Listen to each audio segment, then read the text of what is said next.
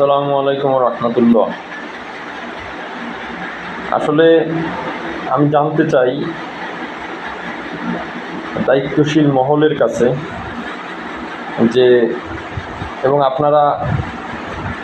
আপনারাও যদি জানতে চান তাহলে আমার কণ্ঠের সঙ্গে তাল মিলিয়ে ভিডিওটি শেয়ার করবেন। আমি এটাই জানতে চাই যে আসলে কি বাংলাদেশের শেয়ার মার্কেট এটা কি ফিলিস্তিনের কোনো অংশ নাকি, এইটা আমি জানতে চাই। কারণ আমার কাছে মনে হয় না যে ফিলিস্তিনের শেয়ার মার্কেটও এত খারাপ অবস্থায় আছে। মানে একটা রূপক অর্থে আমি বললাম, কারণ একটা মার্কেট 9 মাস ধরে টানা পতন, 2 দিন বাড়লে 4 দিন কমে, 3 দিন বাড়লে 6 দিন কমে, এরপরেও মার্কেটে টানা 9 কার্যদিবস পতন, 10 কার্যদিবস পতন। মার্কেটে কিভাবে বিনিয়োগকারীরা আস্থা রাখবে? কিভাবে বিনিয়োগকারীরা এই মার্কেটে বিনিয়োগ করবে? কিভাবে মানুষ আশ্বস্ত হয়ে এই মার্কেটে আসবে? এখন তো আমার বলতে মনে চায় যে আপনারা কেউ এই পুঁজিবাজারে বিনিয়োগ করতে আসবেন না।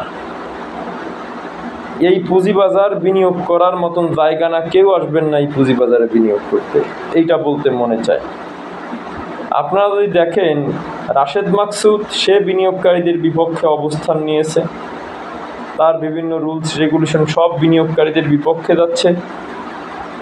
বর্তমান সরকার, অর্থ উপদেষ্টা সহ তারা বিনিয়োগকারীদের পাশে না দাঁড়িয়ে তারা রাশেদ মাকসুদকে আরও এখানে সেভ করতেছে, তাকে রাখার জন্য সমস্ত সারা এই লক্ষ লক্ষ বিনিয়োগকারীদের বিপক্ষে অবস্থান নিয়েছে। এবং সিন্ডিকেট একটা মহল যারা ম্যানিপুলেশন করে, এই লোকগুলা এই রাশেদ মাকসুদের সঙ্গে দ্বন্দ্বে, তাদের সঙ্গে বনিবনা হচ্ছে না, দ্বন্দ্বে মার্কেটকে সেল প্রেশার দিয়ে ফেলে দিয়ে বিনিয়োগকারীদের ক্ষতি করতেছে। তার মানে এরা সবাই ইসরায়েলি, আর শুধু বিনিয়োগকারীরাই ফিলিস্তিনের মানুষের মতন নির্যাতিত, নিপীড়িত, নিষ্পেষিত। আজকে বিশ্বের কোনো শেয়ার বাজারে এরকম আছে, এই অবস্থা আছে? গত 15 বছর যা না হয়েছে, আমরা তো গত 15 বছরের অনেক সমালোচনা করেছি, এখনো করি, কিন্তু গত 15 বছর যা না হয়েছে পুঁজিবাজারে, এই 9 মাসে তার কয়েক গুণ বেশি ক্ষতি বিনিয়োগকারীদের করে দেখিয়েছে এরা। এই ইসরায়েলের মদতপুষ্ট এই গংরা, তারা আজকে শেষ করে দিয়েছে বিনিয়োগকারীদের, শেষ করে দিয়েছে পুঁজিবাজার ধ্বংস।